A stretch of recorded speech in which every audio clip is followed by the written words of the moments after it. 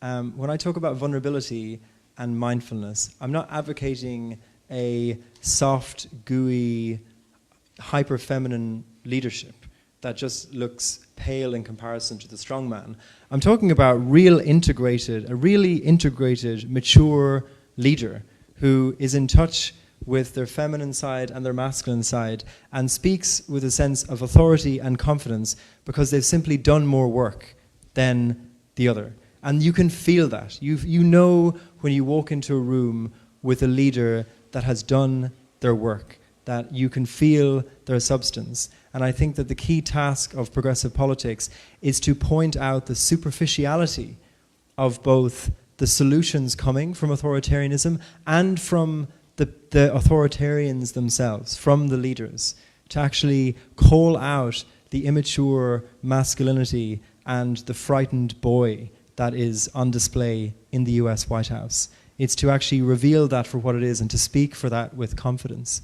So I think that there is a way of doing that, but it requires, again, a talent for speaking differently.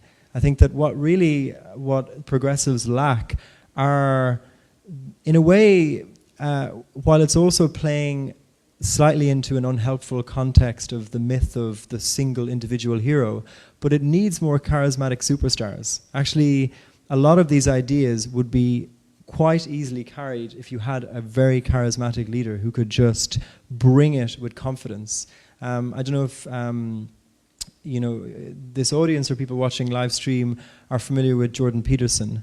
He's the Canadian intellectual. His ideas are very controversial, and I'm not bringing him up to say that he has the right answers. But when you hear him speak, he speaks with a ferocious authority. Like he's so compelling and authoritative that you're like, well, God, he must be right, because he wouldn't be that passionate otherwise.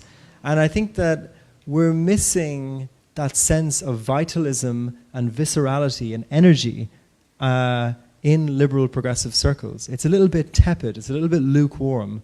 And actually what you need is someone with, like on one level, Trump has a ferocious embodied energy. You feel like when he's speaking and talking that he's like stumbling into a room drunk. And we need the capacity to harness that embodied energy, but bringing like discerning judgment by bringing really nuanced thinking. And so, yeah, you have like glimpses of it in certain political leaders, but I think that that's what's missing actually is transformative presence. Because actually, a lot of the time what's working for authoritarians is that it like taps into our base level instincts, or like it taps into our tribal circuitry. And they have an advantage there, that they're tapping into very base emotions, very deep-rooted prejudices. And so we don't have the same luxuries in terms of, an instinct for universalism isn't as wired into us tribally. And complex solutions are just quite difficult for a lot of society to comprehend. And yet that is what must be done. And I think that really, at the heart of it, it is a communications challenge. But it's one that has to come from a more mature and embodied place within the people who are speaking in public.